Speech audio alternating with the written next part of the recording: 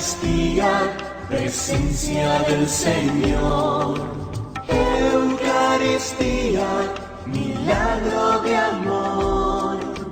Eucaristía, presencia del Señor. Eucaristía, milagro de amor. Eucaristía, presencia del Señor. Eucaristía, milagro de amor. Eucaristía, presencia del Señor.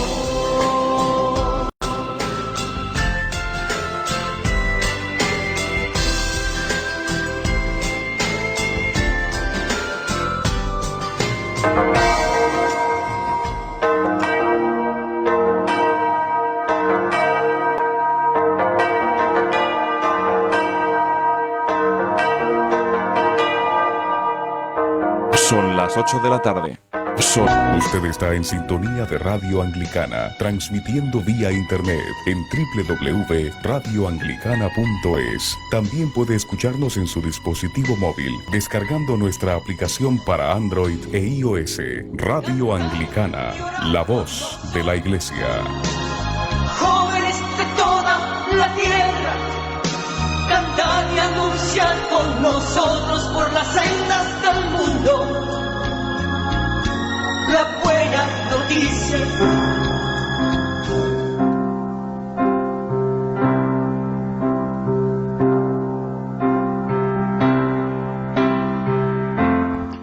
A continuación en Radio Anglicana su programa La Palabra Hoy. Radio Anglicana, la voz de la Iglesia en España.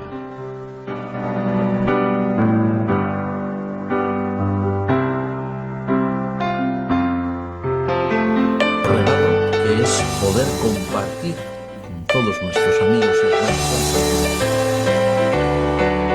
Radio Anglicana, la radio donde encuentras todas las emociones. Pronto iré a estar allá donde luchas no habrá, y libre de penas yo estaré. Jesucristo volverá.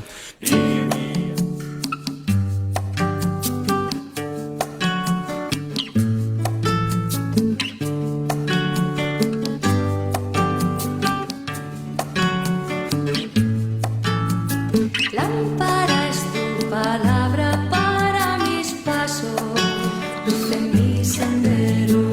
Lámpara es tu palabra para mis pasos, luz en mi sendero. Luz, tu palabra es la luz. Luz, tu palabra es la luz. Yo guardaré tus justos mandamientos. Señor, dame vida según tu promesa. Lámpara es tu palabra para mis pasos, luz en mi sendero. Lámpara es tu palabra para mis pasos, luz en mi sendero. Luz, tu palabra es la luz. Luz, tu palabra es la luz. Mi vida, Señor, está siempre en peligro, pero no olvido tu voluntad. Lámpara es tu palabra para mis pasos, luz en mi sendero. Lámpara es tu palabra para mis pasos, luz en mi sendero. Tu palabra es la luz. Luz, tu palabra es la luz. Inclino mi corazón a cumplir tus leyes. mi corazón. Sentir la alegría de mi corazón. Lámpara es tu palabra para mis pasos, luz en mi sendero. Lámpara es tu palabra para mis pasos, luz en mi sendero. Luz, tu palabra es la luz. Luz, tu palabra es la luz. Luz, tu palabra es la luz. Luz, tu palabra es la luz. Luz, tu palabra es la luz.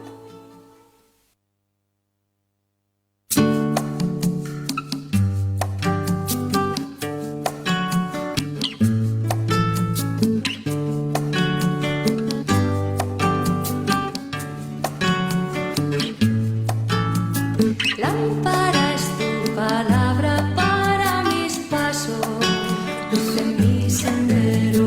Lámpara es tu palabra para mis pasos, luz en mi sendero. Luz, tu palabra es la luz. Luz, tu palabra es la luz.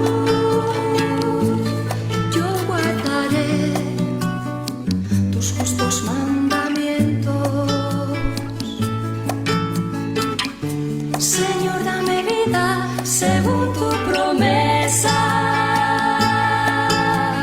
Lámpara es tu palabra para mis pasos, luz en mi sendero.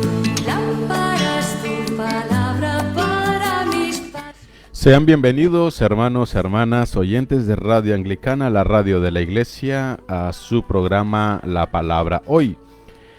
En este día que el Señor nos permite reunirnos, estamos aquí pues a la espera de la conexión de nuestro querido el reverendo Tellería, y también solucionando rápidamente unos problemas técnicos, y en breve ya daremos inicios con este esperado programa, La Palabra Hoy.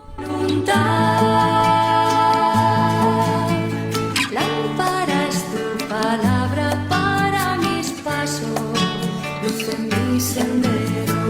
Lámpara es tu palabra para mis pasos, luz en mi sendero. Luz, tu palabra es la luz. Luz, tu palabra es la luz. Inclino mi corazón a cumplir tus leyes. Sé tú la alegría de mi corazón. Sé tú la alegría de mi corazón. Lámpara es tu palabra para mis pasos, luz en mi sendero. Lámpara es tu palabra para mis pasos, luz en mi sendero.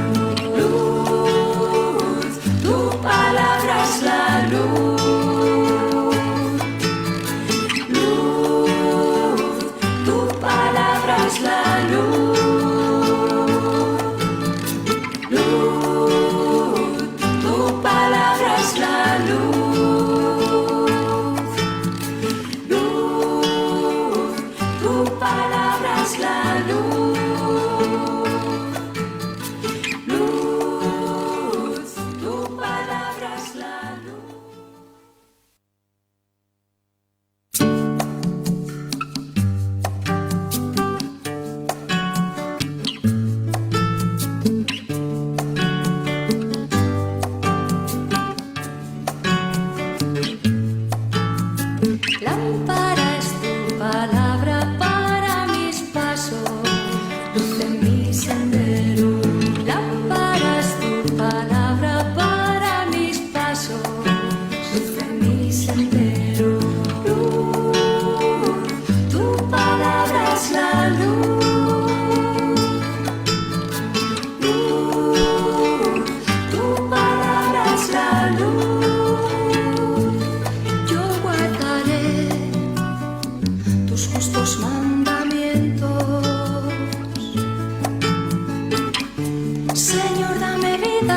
según tu promesa.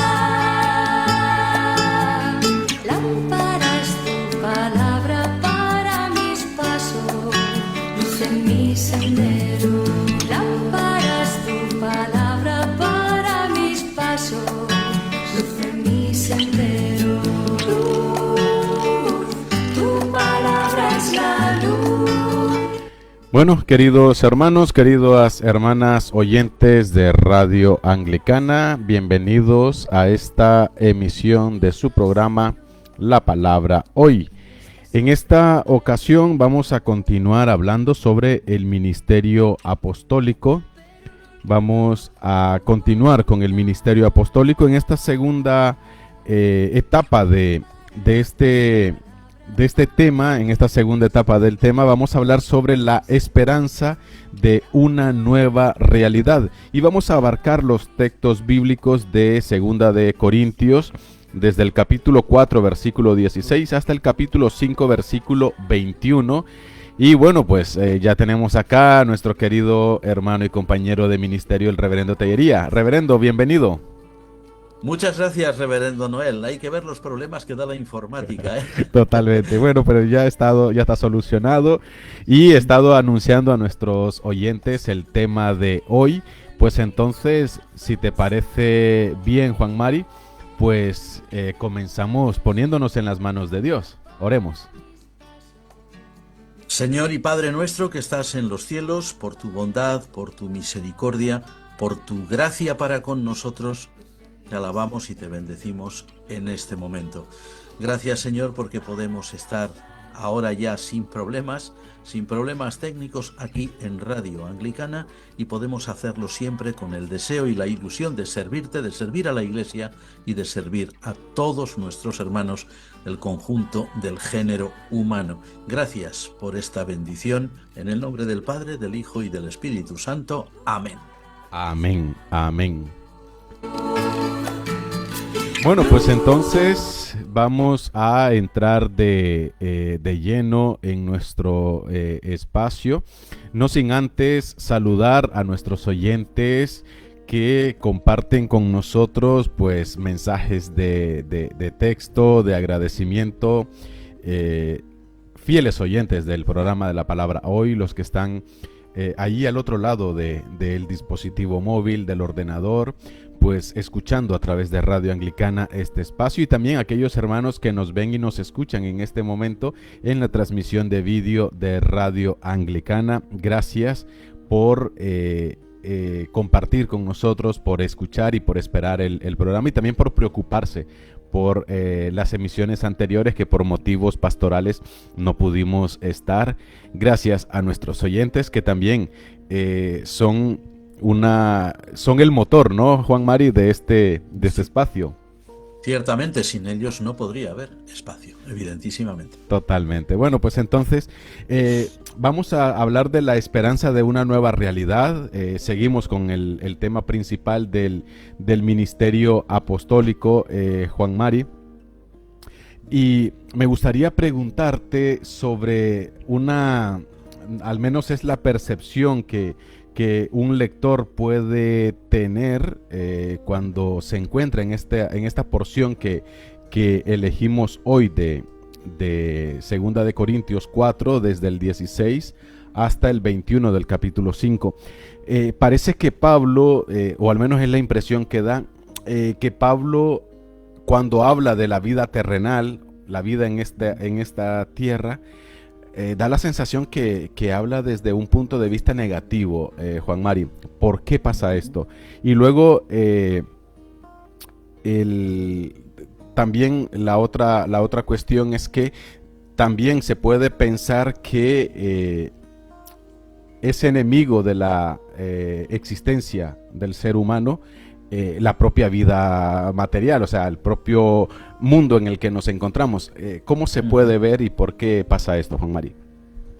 Mira, la realidad es que ha habido bastantes lectores de la Biblia e incluso bastantes comentaristas, intérpretes de la Escritura que lo han creído y que lo han enseñado así, ¿no? Es decir, San Pablo se opone a la vida material, o San Pablo es enemigo de todo lo que pudiera ser la existencia terrena del ser humano. Como decimos, se ha enseñado así en muchas ocasiones, no siempre, gracias a Dios. Ahora, quienes lo han enseñado de esta manera no han tenido en cuenta algo muy importante, y es el conjunto de la obra de San Pablo, el conjunto de su pensamiento, el desarrollo de su pensamiento. Y tenemos que tener en cuenta que el apóstol San Pablo, cuando escribe en sus epístolas, y eso se ve en todas, no solamente aquí en 2 Corintios, San Pablo juega siempre con una doble realidad, ¿no? Con eso que se llaman binomios antitéticos, que le gustaban tanto, ¿no? Porque era el pensamiento propio de la época, ¿no? Y que era también, pues, lo que las escuelas de filosofía enseñaban, o incluso las escuelas rabínicas también, ¿no? Claro, lo que ocurre es que cuando San Pablo presenta la realidad cristiana, la realidad del hombre, siempre juega con estos dos binomios que son, por un lado, la materia, o sea, la realidad terrenal del hombre, y por el otro lado, el espíritu, la realidad espiritual. O si queremos decir, Dios por un lado, la esfera de Dios, y por el otro lado, la esfera del hombre. O sea, la divinidad y la humanidad, ¿no? El presente y el futuro, la vida y la muerte. En fin, el pecado, la justificación, la fuerza y la debilidad. Todo este tipo de palabras y de este tipo de binomios que San Pablo presenta con mucha frecuencia en sus cartas. Claro, como cristiano por un lado, como creyente, y como apóstol por el otro, apóstol de Cristo, San Pablo es plenamente consciente de que Dios es bueno, de que la creación como tal es buena, que el mundo material en el que vivimos es un mundo bueno.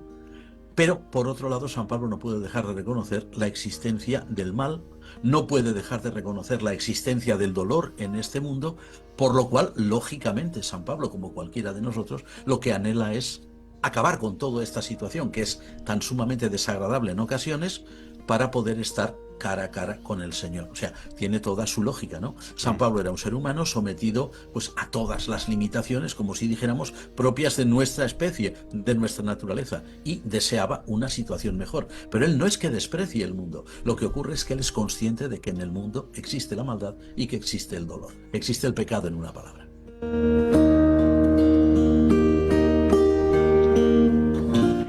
Hay un versículo, exactamente en el capítulo 5, versículo 7, donde Pablo dice usa esta expresión de andar por fe y no por vista. Sí. ¿Qué significa esto, Juan Mari? Y ¿cómo lo traduce en algunas versiones clásicas ese verso? Sí, por fe andamos, no por vista. Es lo que dice, por ejemplo, Reina Valera en general, ¿no? Mira, a tenor de lo que habíamos dicho en relación con las preguntas anteriores, San Pablo es plenamente consciente de que las realidades materiales, las que vemos, las que palpamos, aunque son buenas en sí mismas, pueden resultar, no siempre, pero pueden resultar equívocas, especialmente en lo que se refiere a Dios. ¿Por qué razón? Porque nuestra percepción, la percepción nuestra de Dios, es una percepción distorsionada en la mayoría de las ocasiones. Pero eso, la culpa no la tiene Dios y la culpa no la tiene la creación. La culpa la tenemos nosotros, por nuestra caída, o por no vivir siempre, debido a esto, en unas sendas que no son realmente las de Dios. Eso no quiere decir que seamos todos asesinos ni gente perversa, pero como especie somos una especie caída. Y esa caída nos distorsiona la visión de Dios. De ahí que San Pablo exponga la idea de que nuestro tránsito por este mundo, en tanto que creyentes cristianos, exija una dependencia plena de valores mucho más trascendentales que aquello que percibimos con los sentidos. La fe, por ejemplo, que en la teología del Nuevo Testamento y en la teología de San Pablo especialmente, es un clarísimo don del Espíritu Santo, no es algo que nosotros generemos o produzcamos por nosotros mismos. La fe se erige, por lo tanto, en el principio de San Pablo, en el gran principio, en el gran razonamiento, en el gran punto de inflexión de San Pablo, que nos tiene que guiar en este periplo, en este viaje por este mundo, ¿no? Y nos ha de permitir discernir realidades que son muy superiores a lo que nosotros podríamos ver simplemente o podríamos entender desde nuestra condición humana. Que andamos por la fe, dice, y no por vista, ¿no? Como dicen esas versiones. Bueno, pues quiere decir que nos supeditamos a un principio superior a lo que vemos, ¿no? Y que ese principio superior nos permite pasar por esta vida de una manera muy distinta que si no dependiéramos de él. Gracias a ese principio superior que es la fe, podemos discernir realidades que de otra manera no discerniríamos. ¿Qué relación tiene este concepto que nos compartes ahora, Juan Mari, de la fe que muestra el apóstol San Pablo, con su enseñanza acerca de la justificación de los pecadores? Has preguntado qué relación tiene la fe, Sí. por ejemplo. Sí, Claro, con está este clarísimo. concepto que comentamos de Pablo. Pues mira, me preguntas qué relación tiene. Pues una muy directa, directísima. Mm.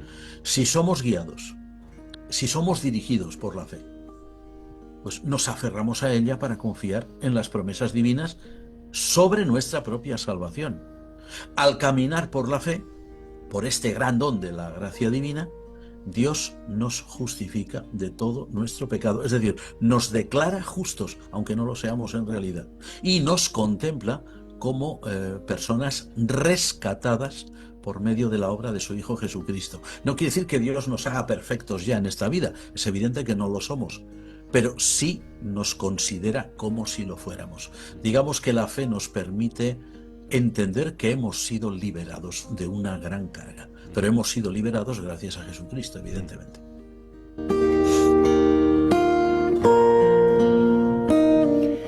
Estas nuevas realidades que San Pablo presenta, ¿no? Que reconoce que Dios pone a disposición para los creyentes. ¿En qué crees tú que las basa o las cimenta el apóstol Pablo, Juan Mari? A ver, todo esto recibe evidentemente una garantía que viene de Dios, lo que el capítulo 5 también literalmente traduce, bueno, a ver, lo que ya algunas traducciones de la Biblia, como Reina Valera, dice las arras del Espíritu, ¿no? A ver, la presencia del Espíritu Santo en la vida de la Iglesia en su conjunto, ¿no? O también en la vida de cada uno de nosotros individualmente, es, digamos, esas arras, es decir, es la prueba, si queremos decirlo así, ¿no? O la evidencia, por supuesto, entre comillas, de que todas estas cosas que conocemos por la fe son ciertas. Pero cuidado, no se trata forzosamente de pruebas tangibles, ¿no? O demostraciones que se puedan hacer en un laboratorio, que se puedan computar, pensar o medir, ni muchísimo menos, ¿no? Sino que bueno, quizás hay algún caso que pudiera ser, pero sería un caso excepcional. La vida cristiana lo que refleja es la esperanza de estas nuevas realidades que nos brinda el Espíritu Santo en el día a día, en nuestra cotidianeidad, sin ningún tipo de aspaviento, ni de ningún tipo de zarandaja, ni tirando cohetes por ahí, ni nada por el estilo, pero sí con una convicción y con una disposición interior que en determinados casos otros podrán ver, aunque quizás no siempre.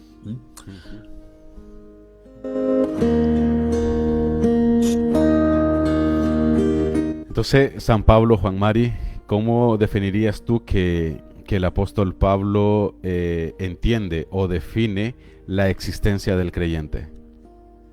Bueno, San Pablo dice claramente que somos nuevas criaturas en Cristo, ¿no? O, como dicen algunas otras versiones de la Biblia, ¿no? Somos una nueva creación, ¿no? Porque con Cristo todos hemos muerto en la cruz y con Cristo todos hemos resucitado también. O sea, Jesús murió para que nosotros tuviéramos vida, ¿no? En la cruz moríamos con Él, pero hoy, como decíamos, hemos resucitado con Él. O sea, nuestra existencia, por lo tanto, en esta vida, a pesar de todas las limitaciones que existen en ella, a pesar de nuestra propia condición de seres caídos, de seres pequeños, débiles, pecadores en una palabra, pues nuestra existencia queda firmemente marcada por un propósito divino. Por eso aquello de por fe andamos y no por vista, ¿no? O sea, el creyente sabe, le ha sido dado comprender a través de las Escrituras hacia dónde va y con quién va. Sí, decías que queda marcado con un propósito divino. Así es. Eso comentabas. ¿Cuál Ujú. sería ese propósito? Bueno, el propósito divino, tal como lo entiende el apóstol San Pablo, ¿no? En este capítulo 5, pues es un ministerio de paz. A ver, por decirlo de otra forma, ¿no? En Cristo Jesús, Dios nos da su paz. O sea, no la paz como las que se hace por ahí en el mundo, ¿no? Que suelen ser, desgraciadamente, suele ser papel mojado la inmensa mayoría de las ocasiones, ¿no? En Cristo, Dios nos reconcilia con Él. ¿Eh? Y no solamente eso, Dios quiere que nosotros, reconciliados con Él en Cristo, nos convirtamos en transmisores de paz y en transmisores de reconciliación entre nosotros mismos, en primer lugar, por supuesto, a veces hasta para con nosotros mismos y luego, evidentemente, para con los demás. Es decir, que el propósito del propósito divino es que la proclamación del Evangelio implique siempre una invitación a la paz con Dios y a la paz con los hombres. Y como decíamos, incluso con nosotros mismos, que a veces es lo más difícil. Es mucho más fácil estar en paz con Dios, porque Dios es misericordioso y siempre quiere darnos su paz, que estar en paz con nosotros mismos. De hecho, y eso lo decimos así, pues casi, pues diciéndolo desde un punto de vista puramente pastoral, ¿no? A veces nos encontramos con creyentes, muy buenos creyentes, auténticos hijos de Dios, gente entregada, gente que incluso lo da todo por los demás, pero que tienen algo ahí dentro, lo que quiera que sea, Dios lo sabe, que les impide realmente gozar de la vida cristiana tal como es, simplemente porque no están en paz consigo mismos, por las razones que sean. El propósito de Dios en Cristo para los creyentes es que vivamos en paz y que compartamos esa paz, que transmitamos esa paz y que enseñemos a la humanidad a que se puede vivir en paz con esperanza.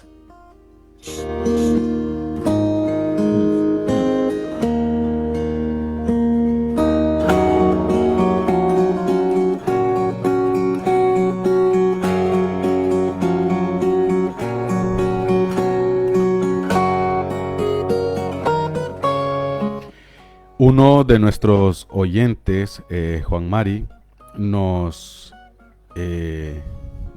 hace un planteamiento en base a al pasaje que hoy hemos tratado.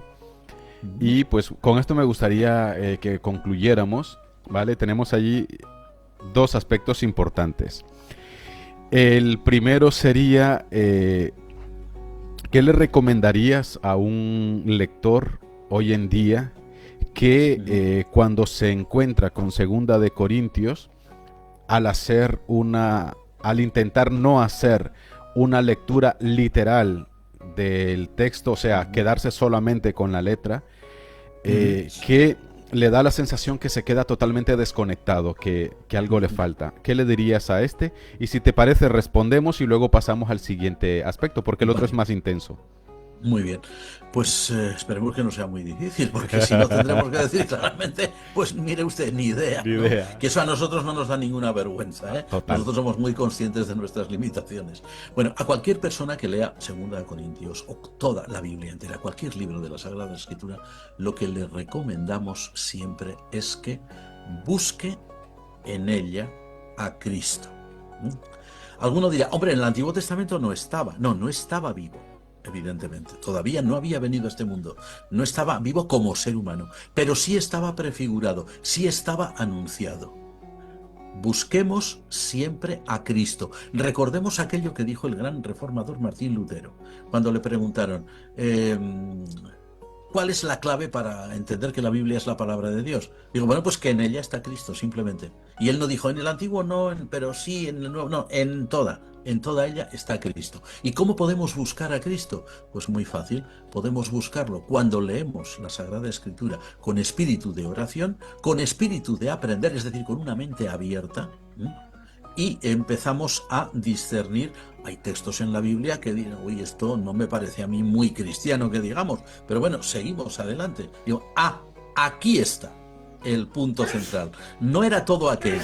Aquello era el envoltorio. Aquí está el punto central. Eso es lo que nosotros recomendaríamos siempre. La recomendación que hacía Lutero, y que no es de Lutero, cuidado, que viene ya de los padres de la Iglesia, es busquemos siempre a Cristo. Sí, que uno de los, San Jerónimo creo que decía, ¿no? El que conoce las Escrituras conoce a Cristo, y el que las desconoce desconoce a Cristo, porque el mismo Jesús dijo que ellas hablan de Él.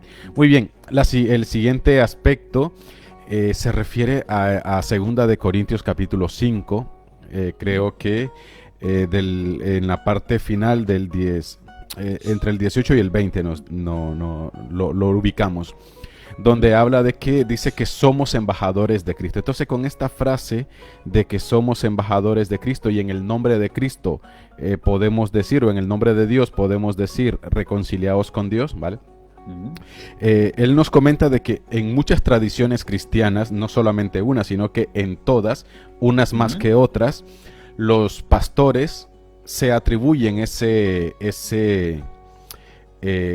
privilegio, ¿no?, de ser representantes de Cristo, algunos en el altar, otros incluso pues tienen el título de vicario de Cristo, etcétera. Entonces, si algunos ministros ordenados o no ordenados por derecho divino son vicarios de Cristo, ¿qué pasa con el resto de creyentes?, pregunta él. Y ¿esa fórmula se atribuye solamente a los pastores o a todos los bautizados? Bueno, cuando un pastor de la Iglesia tenga el rango que tenga, sea diácono, sea presbítero, sea obispo mismo, se atribuye el papel de embajador de Cristo o representante de Cristo, que es lo que significa vicario, pues tiene toda la razón del mundo, lo es.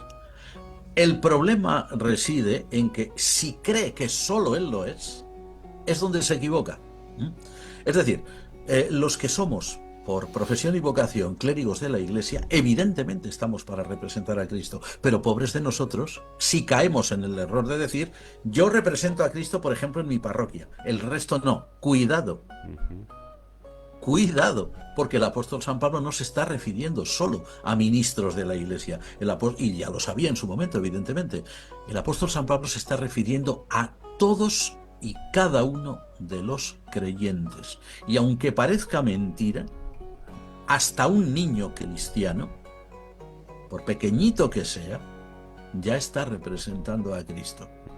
Está representando a Cristo un jovencito, que sea cristiano, claro, lo está representando un adulto joven, lo está representando un adulto no tan joven ya, lo está representando una persona que ya ha entrado en la edad provecta, en la senectud. No hay ningún cristiano, ni ha habido jamás, que no represente a Cristo. Ahora, otra cosa es que digamos, ¿lo representa bien o lo representa mal?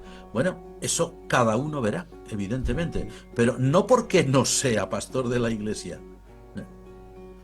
Cada cristiano representa a Cristo. Y todavía nadie ha demostrado que los laicos no representen a Cristo mejor muchas veces que los propios clérigos. Nunca podemos caer en ese tipo de errores que son devastadores, son garrafales y que han hecho tanto daño muchas veces a la Iglesia en su historia. Y como complemento, Juan Mari, ¿en qué le representa? Porque ahí el texto nos da algunas pautas, pero bueno, ¿en qué le representa? Porque aquel caso, ¿no?, de que lo que yo digo es lo que se va a hacer porque yo soy el que representa a Cristo.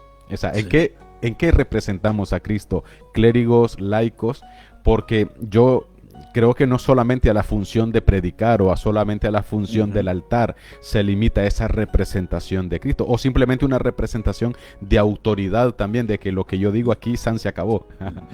¿En qué? Va a misa, ¿no? Ahí va a misa. Vulgarmente, ¿no? Bueno, cuidado con eso, porque, a ver, nosotros como creyentes representamos a Cristo ante los demás siempre y en todo lugar y en toda circunstancia.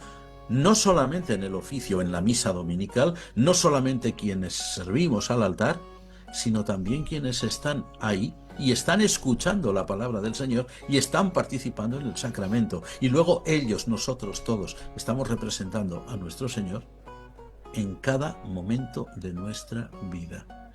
Y muchas veces, cuidado con esto, porque esto podría también llevar a confusión o a entenderse mal, estamos representando a Cristo no solamente cuando decimos, no, es que yo di testimonio de mi fe, por ejemplo, ante mi vecina, o ante mi vecino, o ante mi familia que no es creyente, o ante los amigos, o en el trabajo. No, cuidado. Muchas veces nuestro testimonio ha de ser silencioso. Ha de ser silencioso porque a lo mejor un testimonio abiertamente oral podría ser contraproducente. Una persona que, por ejemplo, tenga la costumbre de yo a donde voy empiezo a predicar el Evangelio. Bueno, en principio puede estar muy bien, pero a lo mejor es que hay momentos en que no es procedente. Imagine, pues un ejemplo pues muy simple, ¿no? Imaginémonos una persona con mucho celo, mucha fe, pero que dedica las horas de su trabajo en el lugar donde está ejerciendo la actividad que le corresponde exclusivamente a hablar de Cristo y a predicar del Evangelio. En realidad lo que estaría haciendo es ser un mal testimonio, porque no estaría cumpliendo con su trabajo. Alguien que diga, no, yo voy a la oficina, o voy a clase, o voy a mi consultorio si soy médico, pero yo solamente voy a hablar del Evangelio. Entonces, si te viene un enfermo y te solicita que le cuides, si está, no, mire, yo le voy a hablar a usted de la Biblia y tal y cual, no estás cumpliendo con tu trabajo, estás siendo un mal testimonio. Es muy burdo todo esto, evidentemente, ¿no? Pero podría llegar a ser una realidad. Nuestro testimonio es siempre, y por una razón, porque somos embajadores de Cristo siempre. Y somos embajadores de Cristo cuando hablamos y cuando callamos. Y somos embajadores de Cristo cuando actuamos, cuando trabajamos, pero también cuando descansamos. Y somos embajadores de Cristo cuando estamos, por ejemplo, en nuestra casa o de viaje. Y somos embajadores de Cristo en cualquier circunstancia. Hay momentos en los que sí se requerirá de nosotros y Dios nos lo pondrá allí para que lo hagamos. Momentos en los que podremos hablar con las personas y decirles claramente quiénes somos y cuál es nuestra fe. Pero habrá otros momentos en que el mejor testimonio será no decir nada y a lo mejor estar callado, estar escuchando a los demás. Y como se ha dicho muchas veces, a veces el mejor testimonio es simplemente un abrazo a una persona que lo necesita. Pues mira, era la última pregunta, Juan Mari, pero yo creo que sin meternos en... sí, ha sido interesante, pero ahora con una conclusión más, pero sin meternos en berenjenales, porque esto ya no viene al tema, esto ya es más curiosidad de nuestros oyentes que, bueno, vamos a sacar al aire. ¿Por qué en la Edad Media o antiguamente este título se le atribuyó a una sola figura, por no decir persona, una figura? ¿Por qué se le atribuyó al obispo de Roma explícitamente ese título de vicario de Cristo cuando todos lo somos? Sí, bueno, realmente hay que tener en cuenta que en aquellas épocas, es un poquito complicado de decir, vamos a ver, para resumir muy rápido, sí. El obispo de Roma era el obispo de la capital del mundo, de la capital del Imperio Romano. El problema, en la Edad Media, el Imperio Romano había desaparecido como entidad política. Pero las autoridades de Roma seguían ejerciendo influencia en todos aquellos pueblos de alguna forma que habían sido dominados por Roma o que habían sido colonizados por Roma. Entonces, puesto que ya aquellos pueblos eran cristianos, para la Edad Media ya estaban cristianizados en mayor o menor medida, el obispo de Roma era quien mejor representaba todo aquel conglomerado cultural de habla latina, de lengua latina, de cultura latina, que además era cristiana. Por lo tanto, se lo consideró rápidamente como la autoridad representativa. Y a partir de ahí empezaron una serie de títulos, como por ejemplo sumo pontífice, o como por ejemplo vicario de Cristo, o como por ejemplo, a ver qué más, por ejemplo, el Santo Padre, patriarca de Occidente, obispo de Roma, etcétera, ¿no? Pero eso fueron cuestiones puramente históricas. En realidad, la Iglesia romana hoy, que tiene, por cierto, muy buenos teólogos y muy buenos especialistas en Sagrada Escritura, dicen que probablemente los mejores, y no hay por qué negarlo, la Iglesia de Roma entiende perfectamente bien, y así lo enseña, que cada creyente, cada cristiano es un embajador de Cristo, o a veces dicen es un misionero, es un testigo, el vocabulario que puedan emplear, que también lo empleamos los demás, y entiende claramente que esa función es universal, no está restringida solamente a un cuerpo clerical. Bien. Genial, sin berenjenales, María. Bueno, también, pues con esto llegamos al final. Ha sido interesante, hemos tratado algunos datos curiosos también sobre esto y sobre todo estas preguntas enriquecedoras que hacen nuestros oyentes. Así que muchísimas gracias a ellos, a ti, Juan Mari, por este tiempo.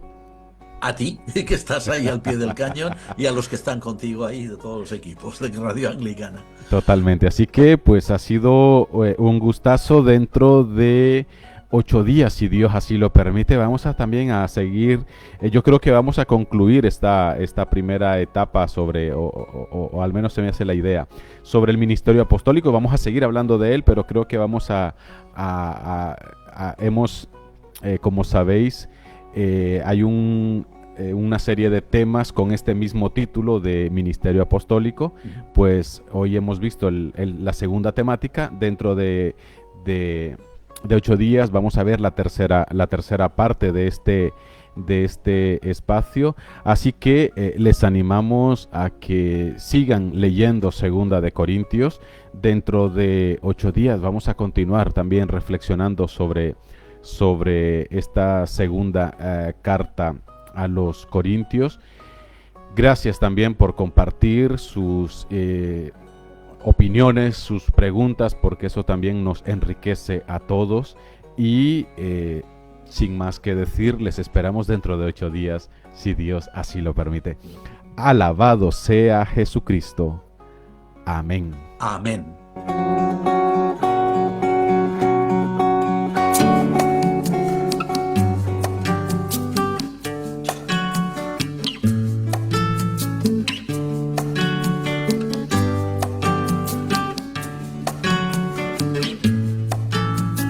Lámpara es tu palabra para mis pasos, luz en mi sendero. Lámpara es tu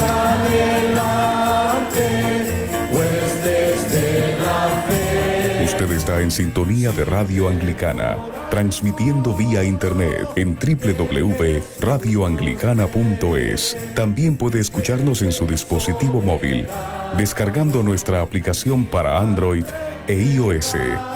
Radio Anglicana, la voz de la Iglesia.